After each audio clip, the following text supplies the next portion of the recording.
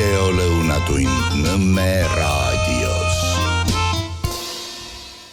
Tere, esmaspäev taas, 22. juuni, kuupäev iseenesest võrdlemisi märkimisväärne ju sellepärast kas või, et kohe-kohe on astronoomias mingisugused muutused toimuvad, mingid asjad on kõige pikemad ja mõned asjad on kõige lühemad ja siis hakatakse hüppama, kes kuhu, kes kõrgemale, kes üle lõkke ja kes mine tea, kukub selle hüppamise pealt hoopiski kuskile muda sisse nii-öelda. Aga olgu pealegi sellega, kuidas on, tuletan meelde Nõukogude Liidu jaoks, muide kuhu tol ajal kuulus ka Eesti algas 22. juunil, ükskõik kuidas seda kutsutakse, kas suur Isamaasõda või teise maailmasõja järjekordne etapp, ilmasõda tuletame meelde, algas ise hoopiski 1. septembril 1939 ja väidetavalt oli keegi Alfred Naujoks, see, kes esimese paugu tulistas teises ilmasõjas ja tegi seda ka väidetavalt Gleiwitzi raadiojaamas, see oli saksapoolne provokatsioon, aga lahti see tapatalgud või need tapatalgud läksid. Niisiis, ega midagi selles mõttes eriti palju ju muutunud ei olegi, tapmine, tagaajamine käib endiselt edasi, me aga täname kõiki toetajaid ja loodame, et teid tuleb ka üha juurde ja veel kord, kui teil on mingisuguseid ettepanekuid või olete eriarvamusel siinpool esitatuga, siis hea meelega oleme kõikidele nendele teadetele nõus ja väga altid reageerima, sellepärast et saame ju sellisel puhul tihtipeale ka ise targemaks, ega neid, kes kõigest kõike teavad, ma ei tea, kui palju neid ilmas on olemas, no meil rahandusminister kindlasti on üks selline, aga noh, õnneks on ta vist ainukene, kes seda enda kohta ka niimoodi arvab, aga vähemalt keegi arvab. Keegi ütles kunagi, et armasta iseennast, siis saad kindel olla, et vähemalt keegi sind ikka armastab. Sellest armastusest on ka viimasele väga palju juttu olnud ja kõik võimalike uute seaduste taustal ka, näiteks see samane nõusoleku seadus, et kas ikka oled nõus ja kuidas sa seda nõusolekut kinnitad ja ajal, kui kõik sugusid nagu eriti ei olegi, et abielluda võid ka näiteks oma kirjutuslaua või garaažis seisva mootorrattaga, siis kuidas nende käest nõusolekut taotletakse, küsitakse ja kinnitatakse, on siiamaani selgusetu, aga noh, mingid ametnikud arvavad, et nad suudavad seda teha, siis olge lahked. Muide, see kiusamine on ka üks suhteliselt, kuidas me ütleme, niisugune vähemalt ambivalentne nähtus. Hiljaaegu Lõuna-Eestis Tammula järve ääres seisin kahe hea sõbraga ja õhtu hakkas juba kätte jõudma selles mõttes, et hakkas pimedamaks minema, suhteliselt hiline õhtutund ja lõkkerdasime seal naerda, tuletasime mingid aegu meelde, arutasime plaane, et võib-olla mis homme või ülehomme või mis võiks ja mis tuleks. Ja üks tütarlaps sõitis jalgrattaga mööda ja siis kohalik niivõrd heas murdekeeles ka veel lisas, et kuule, kella tuleb anda. Tütarlaps pööras pea tagasi ja kelmikalt teatas, et tal ei olegi kella. Sõber mul jälle teatas selle peale, et aga mul on. Kõik neljake siis juba itsitasime ja jutt jätkus ja tütarlaps jätkas teed. Ja ma hakkasin mõtlema, et kui seda oleks keegi näinud mingisugune aktivisti moodi olevus, ei tea, kas siit oleks ka mingisuguse kiusamise või ahistamise või teab veel millegi välja kaevanud või sellest seda näinud, kaevanud kuskile sinna, kuhu vaja ja vajadusel oleks ka nüüd siis kas kõigi nelja või vähemalt meie 3 suhtes ikka mingisugune väike sanktsioon leiutatud, et kuidas nii võib ahistada ja kuidas ikkagi niimoodi võib öelda, et mul ikka kelluke on küll, aga olgu pealegi. Midagi ääretult sümpaatset juhtub siin ka. Ja see oli üks nendest juhtumitest, kus selline eluterve huumor, hea suhtumine, arusaamine, võib-olla ongi see Võrumaa veel üks niisugune koht, kus see tingimusteta säilinud on. Õnneks muidugi. Aga olgu peale, jõuame nüüd ka nende asjade juurde, mille olen üles tähendanud ja mida tahaks teieni ka tuua. Saate siit võib-olla mõne mõttekese ja mis saab toredam olla. Nii, väikekaupmees ei tohi reklaamsilte niisama tee äärde panna. Loata silt võib tuua trahvi. Jutt on siis nimelt selles, et suve ajal eriti pannakse tihtipeale tee äärde sildid üles, et kas siit saab kas kohvi või siit saab purksi või siit saab maasika, siit saab vaarika. Kui sa oled pai, siis memm toob maasikaid ja laulan ise ja nii edasi. Siin on öömaja võimalik saada. Ja tuleb välja Rahvusringhäälingu plussiks õigemini saatejuhi Kirkert nimelt ütles, minu meelest võttis kokku selle ühte lausesse. Ta ei saa aru, et kui silt on kinnitamata ja kooskõlastamata Transpordiametiga, siis see häirib silma, liiklust ja võib põhjustada liiklusõnnetusi, olukordi tee peal. Kui aga see sama silt on Transpordiameti poolt kinnitatud ja kooskõlastatud, siis ta ei riiva ei silmi, ei põhjusta olukordi ega korralda õnnetusi ega mitte midagi. See sama silt sama koha peal. Aga täpselt nii see ongi. Aga Transpordiametile soovitus, miks jääda seisma poole tee peal?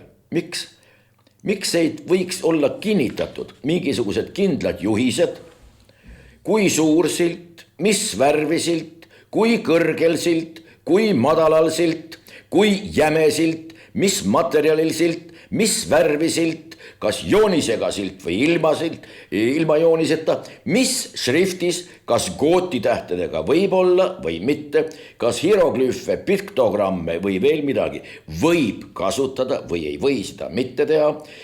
Otse kohe tuleks luua ka mingisugune vastav komisjon, mis määrab selle kõik kindlaks, kus määratakse määrajad, vastutajaid meil ei ole. Siis on veel üks komisjon, mis kontrollib selle komisjoni tööd.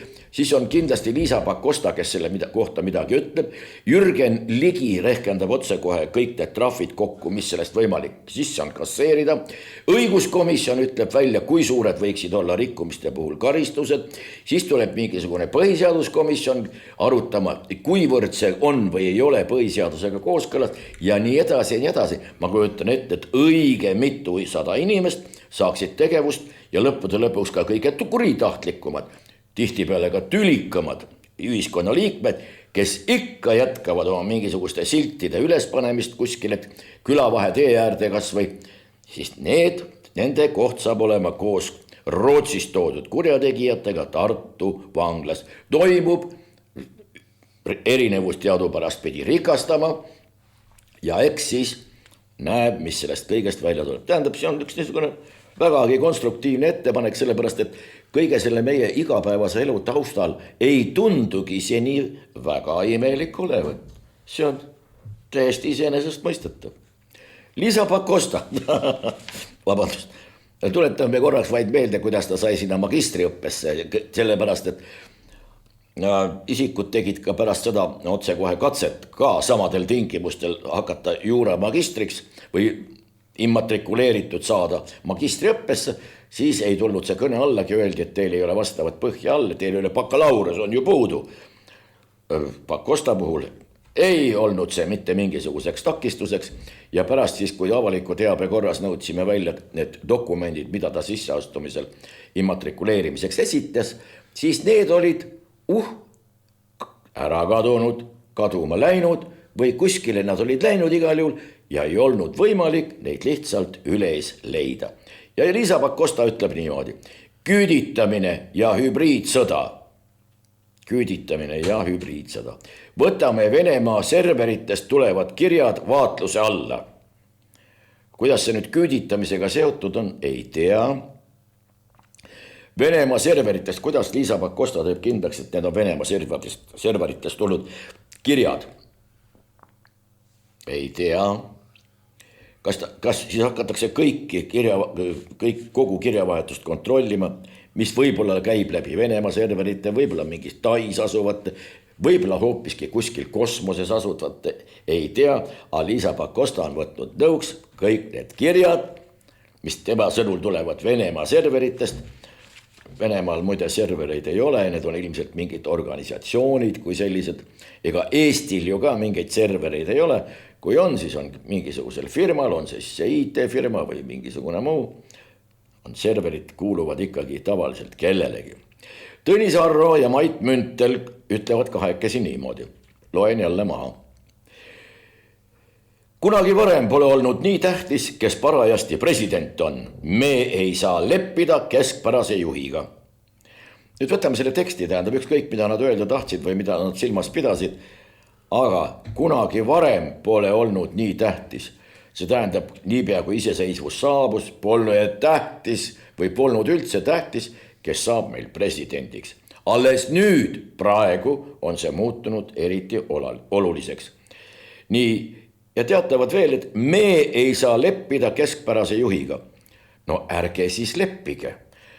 Siin on järjekordselt kasutatud meie vormi asesõna mitmust enesekohast. Ja meie see peaks siis ilmselt tähendama keda. Kas lugejad ka, kas vaatajad ka, kas mingid kolmandat isikut, kes sellest midagi kuuleb, kas see tähendab neid ka või ei tähenda. Või tähendab see äkki ainult neid kahte, kes sellele üleskutsele või teatele on alla kirjutanud. Või kes on selle üldse üllitanud. Nii, me ei saa leppida keskpärase juhiga. Sellega muide on hinnang antud ka praegusele presidendile, kes me ei saa leppida keskpärase juhiga. See tähendab, et meil on praegu keskpärane juht ja me sellega leppida ei saa. Nad väljendavad sula selgelt oma halvakspanu ja mitte nõustumist olemas oleva presidendiga. No minge tehke siis ümber, palun väga, korraldage mingisugused valimised, aga kuna meil president ja rahvas ei vali, ilmselt ei kuulu ka Tõnis Arro ja Mait Müntel nende hulka, kes seda presidenti valivad. Nii et kõrvalt kiibitsejatel pole mõtet siin antud juhul üldse sõna võtta. Kiibitsoja, Šveigis oli, kiibitsoja mokad maas, muidu vastu, nina, ütleme, saad.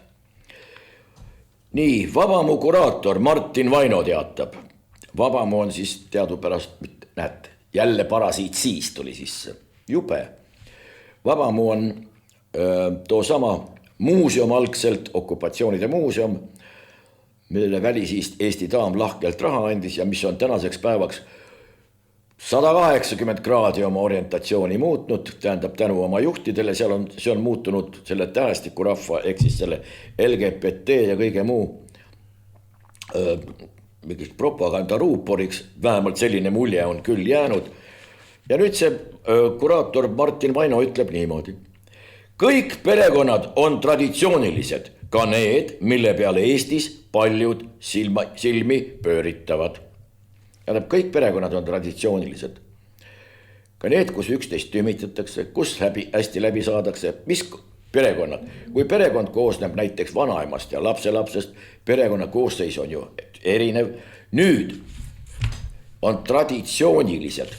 Vaat siin tulebki nüüd välja see, et ei tea kodanik, mis asi on traditsioon ja tänu sellele, mis saab olla traditsiooniline. Traditsiooni ei saa luua ühel hetkel, vaat nüüd võtame traditsiooniks selle, et me tulime täna siin kokku 1. mail, näiteks, ja korraldasime mingid, ma ei tea, jäätise söömise võistlused. Ja nüüd muudame selle traditsiooniks. Ei ole võimalik. See kas kujuneb traditsiooniks või ta ei kujune selleks mitte. Administratiivselt sa võid vaeva näha ükskõik kui palju, kui seda omaks ei võeta, mingit traditsiooni sellest ei kujune. Meil on mingisugused traditsioonilised asjad, mille oleme omaks võtnud ja just see mehe-naise liit on traditsiooniline mehe ja mehe, naise ja naise liit. Palun väga, kui nad on lubatud, nad on liidud, ei vaidle keegi sellele vastu, aga ta ei ole traditsiooniline, ta on ebatraditsiooniline. Ega ta ju automaatselt sellepärast kohe ei ole kas halvem, parem või samaväärne või veel kuidagi. Aga lihtsalt olgem täpsed. Ja kui Vabamu, mis peaks olema ju muuseum oma sellise suunitluse järgi või idee järgi. Ja kui selle kuraator ei saa aru, mis asi on traditsioon, siis on asi halvasti. no aga võib-olla ta on ise selle mingi seltskonna esindaja ja võib-olla siis sellepärast tõstabki heledat kisa. Juhtkiri teatab, õpetajad, kurb lugu, aga aeg on jalad istmiku alt välja võtta. Mis tähendab, et õpetajad peaksid nüüd jalad tagumiku alt välja võtma? Kas minna panema või panna minema, joosta minema või joosta kohale või kas siiamaani ei ole siis õpetajad üldse midagi teinud? Kas tõesti on niimoodi, et õpetajad kui sellised on mingisugune homogeenne seltskond, kes on kõik täpselt ühesugused, keda on kõiki võimalik mõõta mingisuguse ühe ja ainult autorile tuntud mõõdupuuga või kuidas see asi peab käima. Aga juhtkirja tasemel see viitab lihtsalt väljaande piiratusele. Katsume viisakaks jääda, ütleme, viitab piiratusele, emakeele vähesele oskusele ja veel mõningatele asjadele. Analüüs. Lähinädalatel otsustatakse Euroopas, kas tõsta tanklates kütuse hindu või mitte. See tuleb välja, sõidate kuskilt Värskast läbi, seal on bensiinijaam ja selle hindu otsustatakse Euroopas. Sama käib Tallinna, Tartu, Otepää ja Tont ja Võru, ükskõik mille kohta. Esmakordselt saame teada, et Euroopas otsustatakse neid asju. Tegelikult loomulikult ei otsustata, aga pealkiri on selline. Lähinädalatel otsustatakse Euroopas, kas tõsta tanklates kütuse hindu või mitte. Järgmine, uus pööre. Eestile terendab uus maks, mille eest me ise midagi ei saa. Uus maks, jutt on sellest ETS2-st, et me hakkame ostma jälle neid kvoote ja siis sellega kuidagi moodi kauplema, kõik läheb loomulikult kallimaks. Aga pealkiri nüüd ütleb selgelt, Eestile terendab uus maks, mille eest me ise midagi ei saa. Riigikogu on sellega rahul, valitsus on sellega nõus, mis teha? Tuleb uus maks, tuleb maksta rohkem. Mitte midagi me selle eest ei saa, midagi me siiski saame. Natukene tühjema rahakoti, kui see enne oli. Mis oleks meie valitsuse ja Riigikogu roll antud juhul? Kõigi 10 küünega sellele vastu seista. Teha oma selgitustööd, öelda, et meie ei saa seda teha, meie jaoks ei ole õige aeg ja nii edasi, kurdaks kas või oma kurba saatust, tegeleks kulisside taga, tegeleks avalikult ja nii edasi, teeks mingisugust lubitööd. Aga meil on lihtsalt oina kombel, kui Euroopa juba ütleb, et uus maks, me selle eest mitte midagi ei saa, aga loomulikult me vankumatult maksame selle kõik kinni, sest ega tegelikult nende voonakeste käest ju keegi ei küsi ka midagi. Järelvaadatav ütleb niimoodi. Laulud sõdurile jõudis tänavu Jõhvi. Eesti idapiiril kõlasid laulud vaprusele ja lootusele. Tore kontsert ja väga, väga meeldiv ja et sellised asju tehakse ja sõdurpoistel ka hea kuulata. Igavesti ei ole igavesti. Tore seltskond tuli kokku, minu meelest oli isegi Eesti Vabariigi president kohal, aga nüüd on üks asi, vaadake seda teksti. Eesti idapiiril kõlasid laulud vaprusele ja lootusele. Jõhvis. Jõhvi ei ole Eesti Vabariigi idapiiril. Eesti Vabariigi idapiiril on Narva ja siis on allapoole tulles veel terve hulk asustatud punkte, aga Jõhvi on idapiirist umbes 35 kilomeetrit eemal. Nii et või on see kuidagi provisoorne, etteruttav või mille tea, aga igal juhul kurja kuulutav küll. Oleme viisakud. Jah. Ida-Virumaal või lihtsalt Virumaal kõlasid sõdurilaulud, väga meeldiv, aga idapiiril sellega nõus olla ei saa. Väljast. Vootelepäi kirikuseadusest. See kaitseb meie usuvabadust vaenuliku välisriigi poliitilise sekkumise eest. See kaitseb meie usuvabadust. See kaitseb meie uskuda mida. See on selge see, et ka Riigikohtu otsusest tuleb välja, et see kirikute seadus tegelik meie konstitutsioonilised ehk põhiseaduslikud õigused on allutatud julgeolekule. Julgeoleku nimel võib teha kõike, võib alla suruda kõike ja see on mitte ainult kirikuseaduse puhul, vaid ka muude asjade puhul.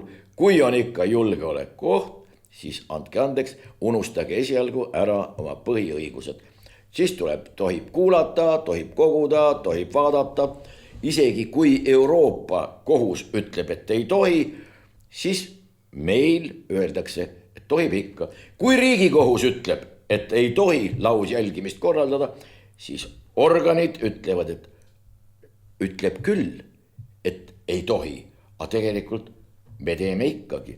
Kui seda ütles kodanik näiteks kohtuotsusele vilistades, siis ilmselt kohus tuleb uuesti kokku, karmistab karistust ja lõppude lõpuks isoleerib antud inimese. Aga mõnedel on lubatud rohkem. Riigikohus ütleb niimoodi. Sõiduki registreerimistasu kord ei ole põhiseaduse vastane. Riigikohtul on õigus arvata ja otsustada, mida nad õigeks ja vajalikuks peavad. Me ei vaidle sellele absoluutselt vastu. Küll aga vaidleme selle sõnastuse vastu. Sõiduki registreerimistasu kord. Mis asi see on? Siin võiks olla kuidagi niimoodi. See on praegu provisoorne lihtsalt mõni mõte. Sõiduki registreerimistasu kasseerimise kord, sissenõudmise kord, maksmise kord, kehtestamise kord või midagi taolist, aga registreerimistasu kord. Võt see nüüd jätab õõnsaks. Kui saaks kuidagi need otsused selliselt kirja pandud, et lugeja, kes eesti keelt emakeelena valdab ja päris pea peale kukkunud ei ole, saab sellest ühtmoodi aru. Siit järeldub ainult üks asi, et edaspidi on selge arusaamise korral võimalik ka selge käitumine. Seda ei tohi, seda tohib, see on lubatud, see ei ole teps mitte lubatud. See ei tohiks kuigi keeruline olla, aga see võtaks muidugi advokaatidel ja kõikvõimalikel muudel sellistel, mitmete ministeeriumide ametkondade juristidel tööd palju vähemaks sellepärast, et siis kaoks ära suurel määral see tõlgendamise kohustus ja vajadus. Me hakkame nüüd tõlgendama, mida tähendab, et valimised toimuvad ühel päeval. See tähendab, aga ei öeldud ei ole ju, et nad ei või toimuda 2 päeval, 3 päeval või 365 päeval. On öeldud küll, et 1 päeval, aga ei ole väidatud, et ei tohiks olla ka muul ajal. On öeldud küll, et must, aga ei ole öeldud kuskil, et ta ei võiks olla ka valge ja nii edasi, nii edasi. Aga võt sellised mitmeti mõistatavused ja need ainult suurendavad, see on subjektiivne arvamus, segadust. Ja nüüd Tartu Ülikooli esimeseks tulevikumõtte professoriks saab Martin Herem. Tulevikumõtte professoriks. See mõte, mis meile tulevikust tuleb, selle professor on Martin Herem. Martin Heremil ei ole mitte kunagi olnud mingisuguse akadeemilisusega mingisugust pistmist, teadusvaldkonnaga mitte mingisugust, aga tegemist on ilmselt mingisuguse poliitilise otsusega, et kuskile peab kas antud isiku sokutama või peab ta kuskile paigutama või hakatakse Tartu Ülikooli alma materit ümber profileerima puhtalt poliitiliseks ettevõtteks ja ei tea, kui kaua seal sellisel puhul talutakse sellist näiteks nagu kas või arstiteaduskonda. Kõik muu on juba politiseeritud, igal juhul Tartu Ülikoolile, ma ei tea, varsti on küll niimoodi, välja arvatud mõned teaduskonnad või raha kokkuhoiu mõttes kas või võiks ära lõpetada. Uwe Kersna ütleb meile niimoodi, aitab küll sellest kasinusest, kallame kõik spordirahad jalgpallile. Ma ei tea, kas on tegemist nüüd tuntud Kersnatega, kas sugulasega või äkki isegi järeltulijaga, eelkäijaga vaevalt. aga kallame kõik spordirahad jalgpallile, lõpetame ära maadluse ja male, lõpetame ära kergejõustiku ja lõpetame ära raskejõustiku, lõpetame ära igasugused heited, tõsted ja visked. Milleks? Jalgpall. No lõpetame koolis kehakultuuri ära, lõpetame mida praegu millegipärast nimetatakse liikuvuseks. Vesi ka liigub, see on liikuvuse erivorm, kui vesi liigub all, sa oled jõe peal ja paadiga, siis on liikuvus või selle terminoloogiaga võib üsna jaburaks kätte ära minna. Aga selge, kõik jalgpallile tuleb meelde Ilf Petrov ja kus Bender korraldas maleturniiri ei kuskil mujal kui külas, mille nimi oli Veliki Vassiuki ja ta maalis kohalikele üsnagi usutava pildi selle kohta, kuidas õige peatselt saab Veliki Vassiukist maailma malepealinn, kuhu hakkavad lendama lennukid, sõitma rongid, ilmselt ka Rail Baltica väikse peatuse seal teeb, sellepärast, et kõik need lugematud maailmameistrid ja nende pretendendid tulevad just nimelt Rail Balticuga Veliki Vassiukisse. Ja ütleb niimoodi, pole mõtet, ma ei mõtle seda praegu välja, ma loen ette. Pole mõtet panustada võrkpallile, kui see kaart on maailma mastaabilt vähe atraktiivne. Panustame trumbiässale, mitte trumpässale, vaid trumbiässale. Võib-olla siis on mõeldud väikese tähega Donald Trumpi, ei tea, trumbiässale, jalgpallile. Aga mis juhtuks, kui suunaksime kogu spordiressursi, raha, treenerid, infrastruktuuri ja laste tähelepanu ainult ühele alale, näiteks jalgpallile, mitte hajutatult kümnetele spordialadele, kust võrsuvad head juhul keskpärased suusatajad ning ebaolulistele publikuhuvi mitte tekitavatele spordialadele nagu diskgolf või curling, vaid teadlikult ja ambitsioonikalt ühele alale, mis ühendab miljardeid inimesi üle maailma. Ma näen sellest strateegilist võimalust, mis toob kaasa talente, uhkust ja ennekõike majanduslikku kasu tervele riigile. Siin ei ole vaja midagi enam kommenteerida, siin ei ole vaja midagi arvata, siin on selge tegevusjuhis. Kas hakataksegi niimoodi tegelema? Ma saan aru, et inimesi on igasuguseid ja arvamusi täpselt samamoodi. Kas kõik on mõtet ära trükkida või on tehtud seda meelega selle jaoks, et vaadake, milliseid meie seas on. Nüüd sõnastusest jälle. Hiljaaegu oli juttu sellest, kuidas La Manche'is juhtus intsident. Nimelt suur Vene sõjalaev tulistas hoiatuslasud Inglise purjeka suunas. Jutt on jahist ja vaadake nüüd, kuidas kasutatakse sõna jaht. Ühel puhul räägitakse Abramovitši näiteks mingisugusest luksusjahist, mis on peaaegu 100 meetrit pikk ja mida veavad nii ja nii mitmed mootorid, nii ja nii mitme 1000 hobujõuga, kus on pardal nii ja nii palju teenindajaid ja nii palju mahub inimesi peale ja nii palju on kajuteid. Täpselt samamoodi on jaht see, mis purje jõul edasi liigub. Nii et võiks ikka selgeks teha, et ühed on ikkagi laevad, siis on olemas kaatrid, mis on natukene väiksemad ja jaht on ikkagi see, mis purje jõul edasi liigub, millel tihtipeale loomulikult on mootor ka, sellepärast et ega tuult alati ei puhu ja manööverdamiseks on tihtipeale seda mootorit ka vaja. No või kui sul on vaja kindlasti ühte punkti jõuda ja tuul parajasti backboardist, tähendab, on sulle kas silmaauku öeldakse, see tähendab, et otseristi vastu või kuidagi taolist ja lihtsalt ei saa, aga siis pannakse mootor tihtipeale ka tööle. Aga näiteks võistluste ajal mootori kasutamine kategooriliselt keelatud. Aga olgu nii palju sellest terminoloogiast ja kuulake, kuidas seda juhtumit või intsidenti kirjeldatakse. Meil on jällegi, me ei räägi sellest, kas kellelgi oli õigus või ei olnud õigus või mis, räägime lihtsalt sõnastusest.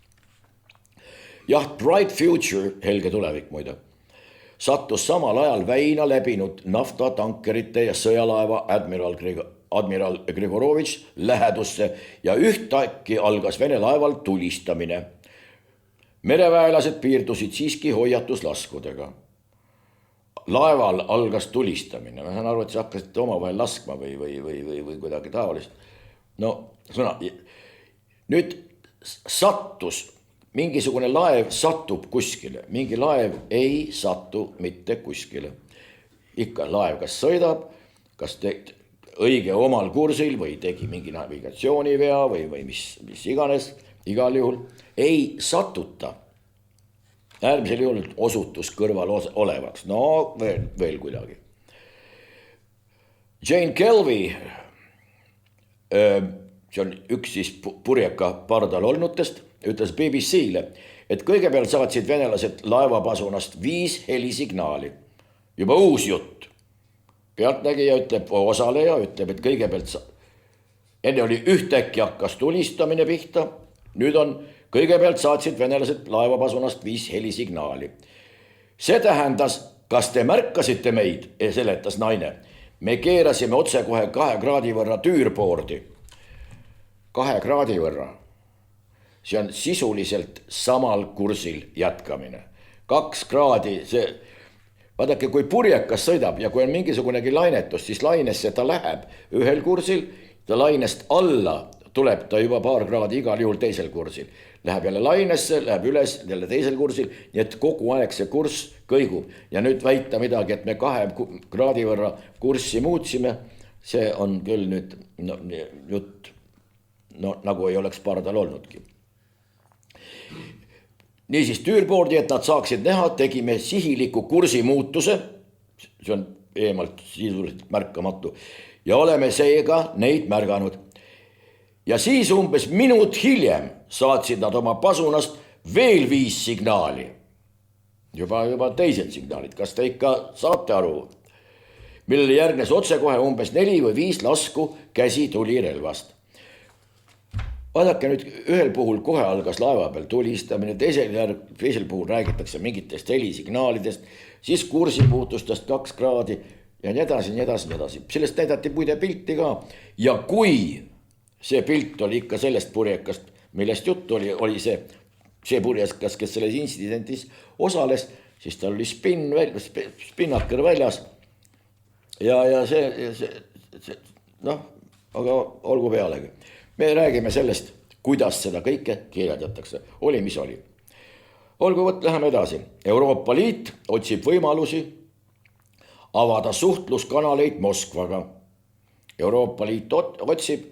Meile öeldakse, et ei ole vaja mingisuguseid kõnelusi, ei ole vaja Moskvale mingisugust hapnikku anda ega üldse midagi taolist. Tähendab, kes siis nüüd, kas me tegutseme siis Euroopa Liigule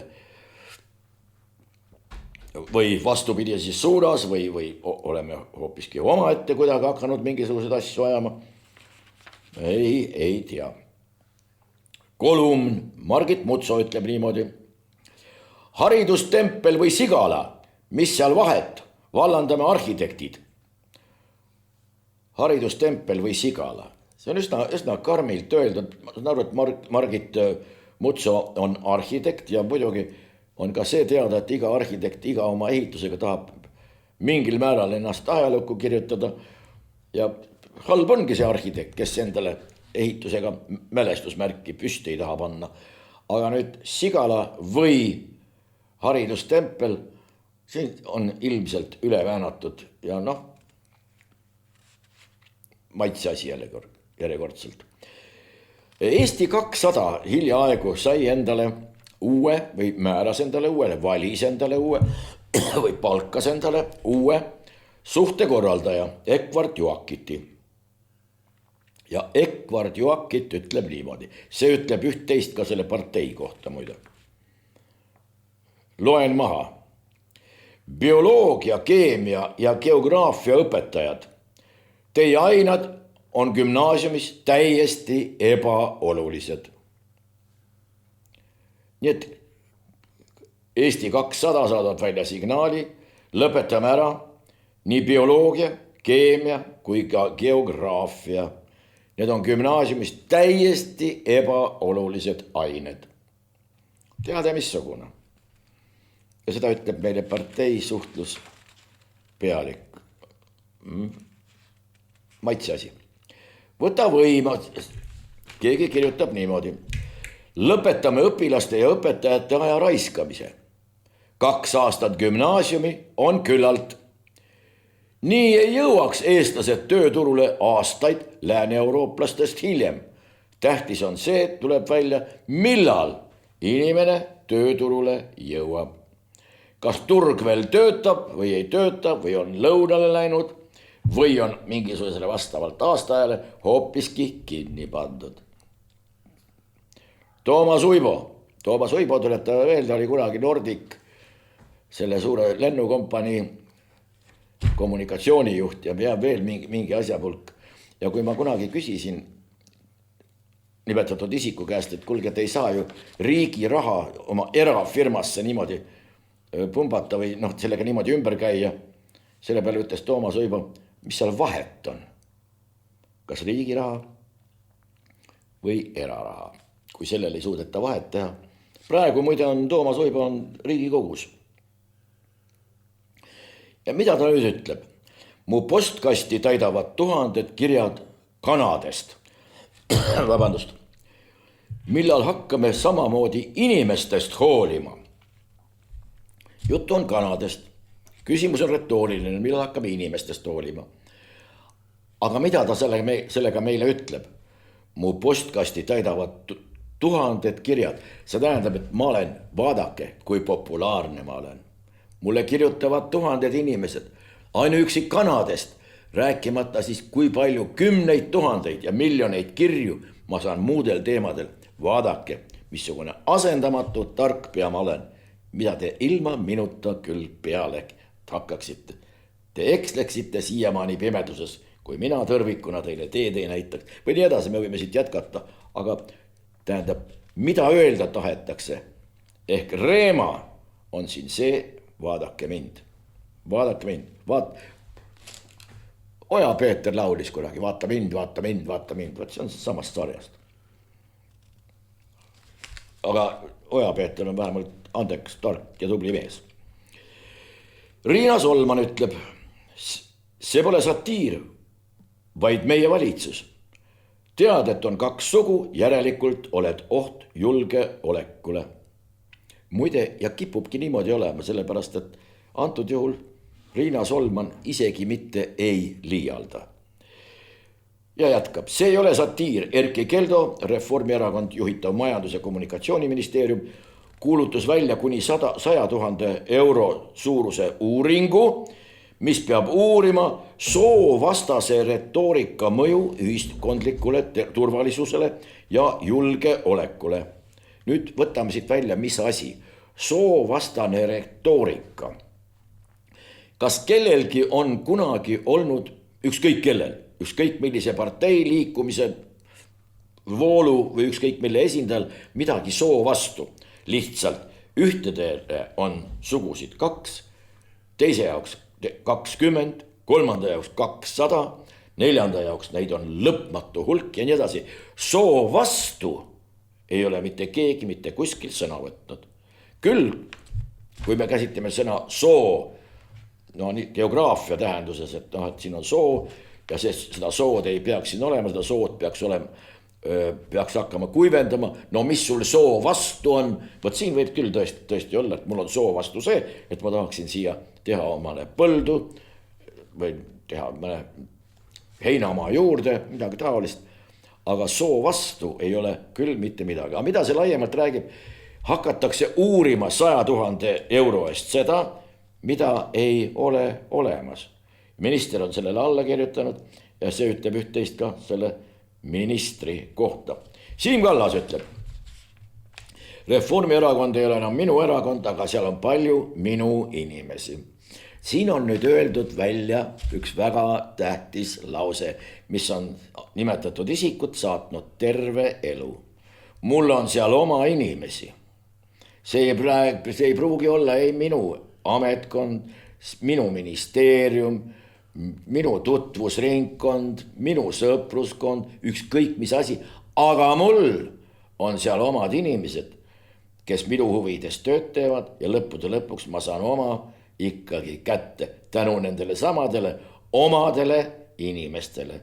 see juhtus nii hoiukassade peavalitsuses, see juhtus ka siis, kui ta sellest karistusest ilma jäi, see juhtus 10 miljoni puhul, see juhtus muide ka VEB Fondi puhul ja see on edaspidigi mitmetel puhkudel juhtunud. Tähtis on omada oma inimesi igal pool. Ta on nüüd selle vähemalt välja öelnud. Olgu, riik karmistab suhtumist inimeste ähvardamisse. Muide, seal tuleb välja ka niimoodi, et kui sa ütled lapsele, et õue ei lähe, kui sa enne kui on õppetükid selged, siis on see ähvardamine ja võid selle eest minna vangimajja. Vähemalt on niimoodi jälle Liisa Pakosta juhitud ministeeriumis kirja pandud ja kirjutatud, nii et edaspidi võib oodata ka selliseid pöördeid, aga ma ei tea, võib-olla tuleb mõistus võidab äkki. Juhtkiri on, kapo kimbutab õigusriiki. Kuis siis nii? Ja mis see on? See paragrahv kohustas sideettevõtjaid andmeid säilitama, ehkki Euroopa Liidu õiguse ja Riigikohtu otsuse järgi on see ebaseaduslik tegevus. Kuidas on nüüd siis ikkagi niimoodi, et organ, mis on seatud ja kutsutud üles jälgima seaduse täitmist, ise seda ei täida ja ei täida täiesti teadlikult.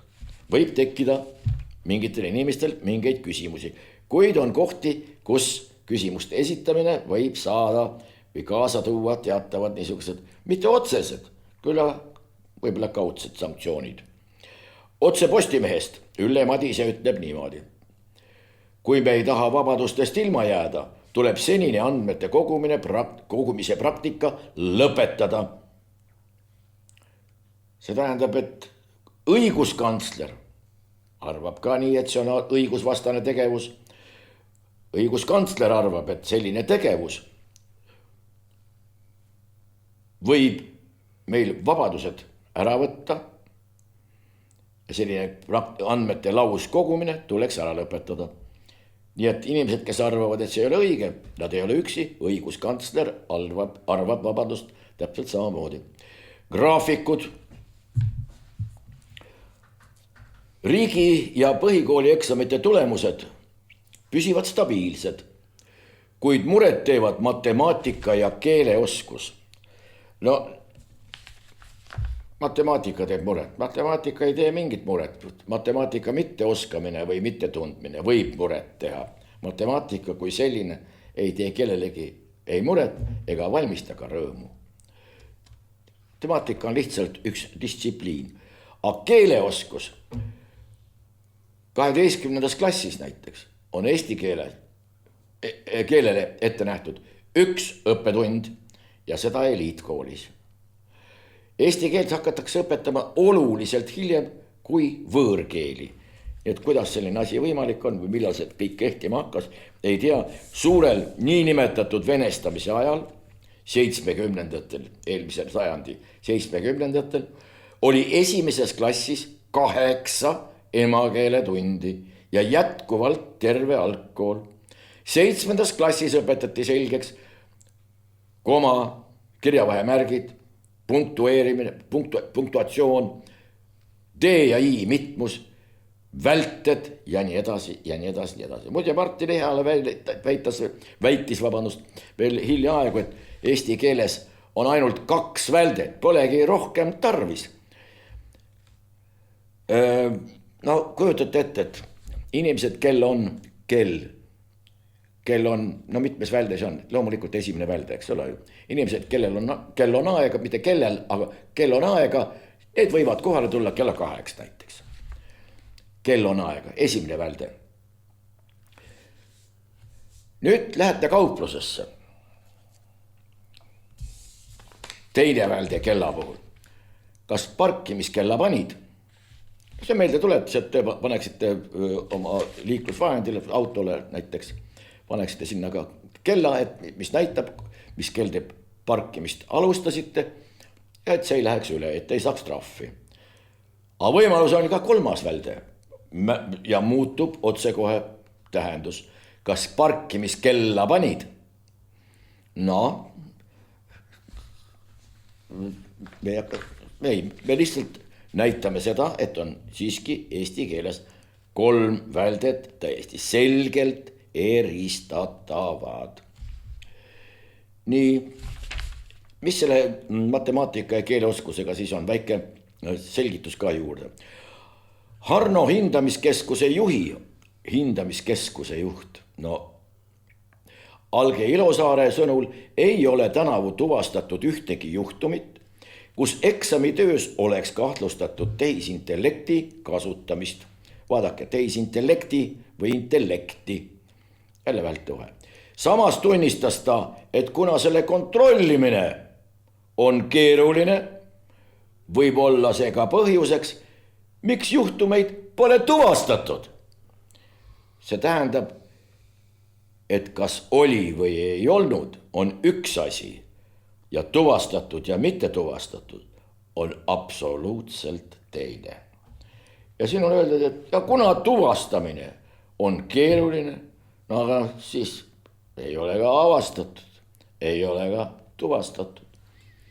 Nii et sellisel viisil, muide see Harno on üks niisugune organisatsioon, mille päevapealt võiks suures osas likvideerida ja mitte midagi ei juhtuks. Aga tööturul juhtuks küll. Sarajevo safarikütid, lapsi tulistati lisatasu eest. Uurimise all on ka Itaalia aadlik. Tuletame nüüd meelde, kui need sündmused kõik olid ja siis räägiti, et inimesed käivad seal raha eest küttimas ja läänemaailm ja nii edasi. Ei ole olemas. Faktikontrollid, me ei saa olla, läänemaailmas mitte midagi taolist ei toimu. Lõppude lõpuks tuleb ikka välja, et on ikka võimalik küll, saab ikka teha küll. Ja muide, ei ole kaugele ilmselt see aeg, võib-olla ei tulegi kunagi välja, et ka praegustest sõjakoletest, eeskätt Ukrainas, on ka nende asjadega tegeldud nii ühelt kui teiselt poolt. Muide, üks tuttav käis hiljaaegu Gruusias ja Gruusias näidati, telekanalid ei ole keelatud, võid vaadata, mida tahad. Ja siis seal jooksid nii Ukraina uudised kui ka Venemaa uudised järjest. Ja siis näidati ühte sama kaadrit, kus droon ajas mingit sõdurit taga ja lõpuks selle võidukalt õhku laskis. Ühel puhul öeldi, et näed, kus Ukraina droon sai kätte Vene okupandi, teisel puhul näidati, kuidas Vene droonijuht oskuslikult bandeeralase hävitas. Täpselt need samad kaadrid, nii et võtke või jätke, selliselt tuleb ilmselt nendesse sõjauudistesse ka paraku suhtuda, sellepärast et teada on juba väga-väga vanast ajast, et igasuguse sõja esimene ohver on tavaliselt tõde. Nii, vaatame veel mõned asjad üle. Tiit Riisalo ütleb meile, Eesti valmistub maailma esimese ametliku mitteinimliku ühiskonna liikme loomiseks. Mitteinimliku ühiskonna liikme loomiseks. Võib-olla oleme siis ühes mingisuguses punktis olukorra ees, kus meie ühiskond koosnebki mitteinimlikest liikmetest. No on mingisugused numbrid ja on mingid baidid ja mingid kilobaidid ja võib-olla mõni inimene on isegi megabait. No eriti parlamendi liikmed on muidugi gigabaidid, sellepärast et nad sisaldavad endas palju rohkem ja on palju tähtsamad, aga ilma naljata. Ja ta ütleb veel niimoodi. Digiriigi järgmine samm ei ole üksnes tehnoloogiline. Ühel hetkel avastame, et vaidlus ei käi enam tehnoloogia üle, vaid meie endi üle. Tähendab, tehnoloogia vaidleb siis meie üle. Kas meid on enam vaja, millal on vaja, milleks on vaja ja kas üldse. Aga nii arvatakse. Macron ja Merz ründasid Euroopa Liidu seisukohta kõneluste osas Putiniga. Macron ja meil on täiesti, me ei pööra tähelepanu sellele, mida ja kes ja kus, vaid sõnastus. Ründasid Euroopa Liidu, kas siis Macron ja Merz ei ole Euroopa Liit või? Nad on ju ka osa sellest. Antud juhul platseeruvad nad kuskile kõrvale ja siis nad koos seltsis Saksamaa ja Prantsusmaa, no on vast rakend, ründavad Euroopa Liidu seisukohta. Aga ju siis, aga see näitab, et midagi on rebenenud, midagi on katki, midagi on sellist, mis kõikidele ei sobi ja ärme unustame ära, et tegemist on antud juhul siis Prantsusmaa ja Saksamaaga ja nende läbi ajaloo suurepärane jutumärkides läbisaamine on ka ju teada tuntud ja ega see muide siiamaani kuskile kadunud ei ole. See muide hingitseb kuskil, teda ei ole näha, võib-olla isegi suitsu ei tule, aga et ta hingitsemist lõpetanud ei ole, see on ka enam kui kindel. Nii, Iisrael katkestab suhted Kaja Kallasega, Kallas vastas süüdistustele, kuid apartheidi teemat ei puudutanud. Nüüd on, Kaja Kallas võib iseenesest arvata, mida ta tahab. Ta võib öelda nii, naa või kolmat moodi, isikuna, kuid Euroopa Liidu kõrge esindajana on tal vähemalt siiani on kujunenud välja arusaam, et tal on teatavad kohustused ja tal on teatav roll Euroopa Liidu asjade ajamisel, nende asjade eest seismisel ja nende kas promomisel või vastuseismisel või ükskõik kuidas soovite. Ta on ametnik, ta on eurodiplomaatia käilakuju. Kuid maailmas on terve rida isikuid, Marko Rubio võtke siia kõrvale, nüüd ka Iisraeli välisminister, kes on keeldunud temaga kohtumast, viitab ainult ühele. Diplomaadina on Kaja Kallas läbi kukkunud täpselt samamoodi, nagu ta kukkus läbi Eesti Vabariigi peaministrina. Aga no näis, tiibu tal juba kärbitakse, aga huvitav on nüüd see sõnastus, kui ta siia kunagi koju tagasi tuleb, kuidas seda kõike kirjeldama hakatakse ja kuidas seda tegelikult läbikukkumist hakatakse kirjeldama kui pöörast edulugu. No nagu Eesti näiteks IT-riigina või veel midagi. Nüüd ETV Plussi juhil, ETV Pluss juhi sõnul võib kanal keeleseaduse muudatuste tõttu paljud vaatajaid kaotada. ETV Pluss on venekeelne kanal. Aga milleks üldse peaks meil mingisugune venekeelne kanal olema, see on ka täiesti arusaamatud. Kas siin ei ole mitte? Kui kuskil raha raisatakse, siis on see ETV Pluss, mis käib siiamaani vene keeles. Eesti Vabariigis oli selles mõttes suurepärane.